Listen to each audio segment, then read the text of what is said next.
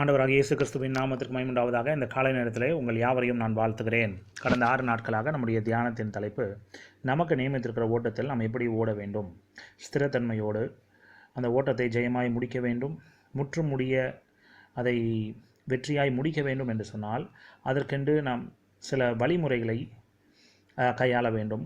நம்முடைய கருத்தில் வைக்க வேண்டிய சில காரியங்கள் இருக்கிறது. அதை மையமாக வைத்துதான் எபிரேயர் நிருபம் 12ஆம் அதிகாரம் முதல் 3 வசனத்தின் அடிப்படையிலே பல காரியங்களை தியானித்து வருகிறோம்.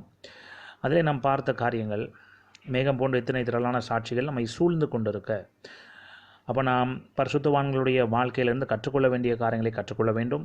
அதே சமயத்திலே நம்மையும் நாம் ஆராய்ந்து பார்த்து தற்பரிசோதனை செய்து கொள்ள வேண்டும்.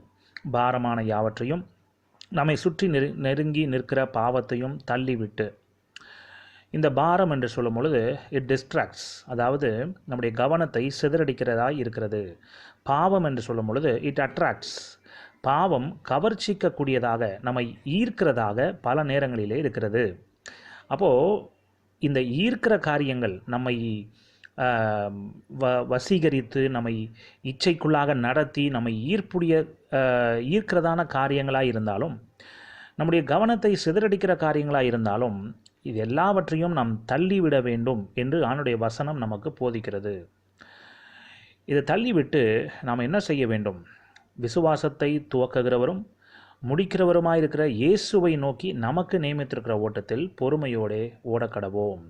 நாம் வேகமான உலகத்திலே, அவசரமான உலகத்திலே வாழுகிறோம். we are living in a fast moving world. எல்லாவற்றையும் துரிதமாக சீக்கிரமாக செய்யக்கூடியதான ஒரு சூழ்நிலையிலே இந்த உலகம் காணப்படுகிறது. ஆனால் பிரியமானவர்களே, ஆண்டவராக இயேசு கிறிஸ்துவை நோக்கி ஓடிக்கொண்டிருக்கிற நமக்கு பொறுமை அவசியம். கிறிஸ்தவ வாழ்க்கையிலே அவசரப்பட்டால் நடக்காது. நிச்சயமாக கர்த்தருக்கு காத்திருக்கிறவர்கள் என்று தான் எழுதப்பட்டிருக்கிறது. அப்போ அந்த காத்திருக்கிறதான அந்த பொறுமை, அந்த சகிப்புத்தன்மையோடு கூடியதான பொறுமை இன்றைக்கு நமக்கு அவசியம். இப்படிப்பட்ட சுபாவம் நமக்குள்ளாக இருக்கிறதா என்பதை நாம் இன்றைக்கு ஆராய்ந்து பார்க்க வேண்டும். அதே போல் இன்னொரு காரியத்தையும் இந்த வசனத்தில் நாம் கவனிக்க வேண்டும். நம்முடைய விசுவாசத்தை துவக்குகிறவரும் முடிக்கிறவருமாயிருக்கிற இயேசு என்று எழுதப்பட்டிருக்கிறது. அப்போது அதனுடைய ஆங்கிலத்தில் அதற்கு என்ன அர்த்தம் எழுதப்பட்டிருக்கிறது என்று சொன்னால், the pioneer and perfecter of our faith. இன்னொரு மொழிபெயர்ப்பிலே the author and finisher of our faith. அதாவது நம்முடைய விசுவாசத்தின் ஆரம்பம் துவக்கினவர் அவர்தான், அதை முடிக்கப் போகிறவரும் அவர்தான் என்று சொல்லும் பொழுது, he is the object of our faith. இயேசு கிறிஸ்து தான், ஆண்டவர் தான் நம்முடைய விசுவாசத்தின் பொருள், நம்முடைய விசுவாசத்தின் ஊற்று அவர்தான். He is a source of our faith. அப்போது அந்த ஆப்ஜெக்ட் ஆஃப் ஃபெய்த் என்று சொல்லும் பொழுது நம்முடைய விசுவாசத்தின் மேல் விசுவாசம் வைப்பதல்ல, ஆனால் இயேசுவின் மேல், ஆண்டவராகிய இயேசுவின் மேல் நாம் விசுவாசம் வைக்கும் பொழுதுதான் அந்த விசுவாசம் வேதத்தின் அடிப்படையிலே இருக்கிற விசுவாசமாய் மாறுகிறது. பிரியமானவர்களே, இதை ஏன் நான் வலியுறுத்தி சொல்லுகிறேன் என்று சொன்னால், இந்த கடைசி நாட்களிலே பலவிதமான கள்ள உபதேசங்கள் மத்தியிலே இப்படியும் ஒரு கள்ள உபதேசம் இருக்கிறது. அது என்ன? உங்கள் விசுவாசத்தின் மேல் நீங்கள் விசுவாசம் வையுங்கள்.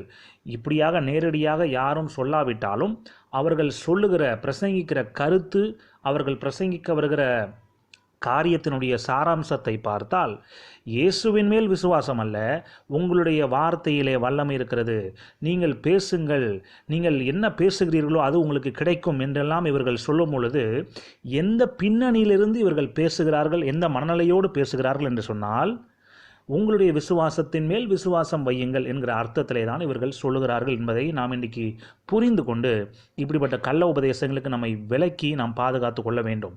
அப்போ நாம் செய்ய வேண்டிய காரியம் என்ன? நம்முடைய விசுவாசத்தை துவக்குகிறவர் இயேசு, அதை முடிக்கப் போகிறவரும் இயேசு தான். அப்போ நாம் என்ன செய்ய வேண்டும்? நம்முடைய விசுவாசத்தை நாம் காத்து கொள்ள வேண்டும். ஒரு இடத்துலையுமே இயேசு உங்கள் விசுவாசத்தை நான் காத்துக்கொள்வேன் என்று சொல்லவில்லை. அந்த விசுவாசத்தை காத்துக்கொள்கிற வேலையை, அந்த பொறுப்பை ஆண்டவர் நம்மிடத்திலே கொடுத்திருக்கிறார். ஆண்டவருடைய கிருபையை கொண்டு நாம் அந்த விசுவாச வாழ்க்கையிலே தொடர்ந்து ஓடுவதற்கு ஆண்டவர் கிருபை செய்வாராக.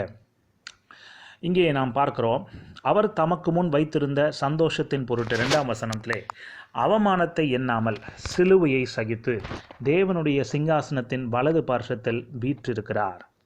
இந்த குறிப்பிட்ட வேத பகுதியிலே நாம் 2 காரியங்களை பார்த்திருக்கிறோம். அதாவது நாம் பரிசுத்தவான்களுடைய வாழ்க்கையை பார்க்க வேண்டும். 2ஆவதாக சுயத்தை நம்மை நாமே ஆராய்ந்தும் பார்க்க வேண்டும். 3ஆவதாக, இது 3வது என்று சொல்வதை காட்டிலும் இதுதான் மிக மிக முக்கியமான ஒரு காரியம். ஆனால் ஒரு குறிப்பிற்காக நான் 3ஆவதாக சொல்கிறேன். we have to consider the saviour. இரட்சகராகிய இயேசுவை நோக்கி பார்க்க வேண்டும். அவரை முன்னிலைப்படுத்தி தான் நம்முடைய ஓட்டத்தை நாம் ஓட வேண்டுமே தவிர்த்து, மேகம் போன்ற இத்தனை திரளான சாட்சிகள் இருக்கலாம், அதெல்லாம் உண்மைதான். அவருடைய வாழ்க்கையிலிருந்து பல காரியங்களை நாம் கற்றுக்கொள்ள வேண்டும், கற்றுக்கொள்ள முடியும். ஆனால் யாரை முன்னிலைப்படுத்தி, யாரை மையமாக வைத்து நாம் நம்முடைய விசுவாச வாழ்க்கையிலே ஓட வேண்டும் என்று சொன்னால், இரட்சகராகிய இயேசு. இரட்சகராகிய இயேசு. ஆங்கிலத்திலே ஒரு காரியத்தை நான் ஒரு புத்தகத்தில் இப்படியாய் நான் வாசித்தேன்.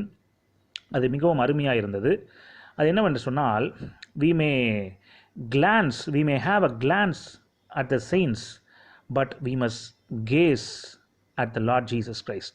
அதாவது we may glance at others என்று சொல்லும் பொழுது, எபிரேயர் நிருபம் 11ஆம் அதிகாரத்திலே இருக்கிற பரிசுத்தவான்களுடைய அந்த விசுவாச வீரர்களுடைய பட்டியல் கொடுக்கப்பட்டிருக்கிறது.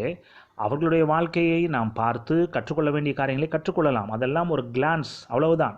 ஒரு பார்வைக்காக பார்த்து அவர்களுடைய வாழ்க்கையிலே அவர்கள் செய்த நல்ல காரியங்கள் நிச்சயமாக நாம் பின்பற்றலாம். சிறந்த முன் உதாரணங்கள் நமக்கு முன்பாக வைக்கப்பட்டிருக்கிறது. கர்த்தருக்கு ஸ்தோத்திரம். ஆனால் யாரை நாம் பார்த்து, யாரை முன்னிலைப்படுத்தி நம்முடைய விசுவாசத்திலே தொடர்ந்து முன்னேற வேண்டும் என்று சொன்னால், இரட்சகராகிய இயேசுவை மாத்திரம்தான் நாம் பார்க்க வேண்டும். நாம் என்றைக்கு இந்த நம்முடைய நோக்கங்களை, நம்முடைய சிந்தனையை மனிதர்கள் பக்கமாக திருப்புகிறோமோ, அன்றைக்கு நம்முடைய ஆவிக்குரிய வீழ்ச்சி ஆரம்பமாகிவிட்டது என்பதை நாம் புரிந்து செயல்பட வேண்டும். இந்த கால நேரத்தில் இந்த சிந்தனையோடு நாம் முடிக்கலாம். நாளைய தினத்தில் இந்த வேத பகுதியை நாம் தொடர்ந்து தியானிக்கலாம். இன்றைக்கு தியானித்த வார்த்தைகள் மூலமாக ஆண்டவர் நம்மை நடத்துவாராக. ஆமென்.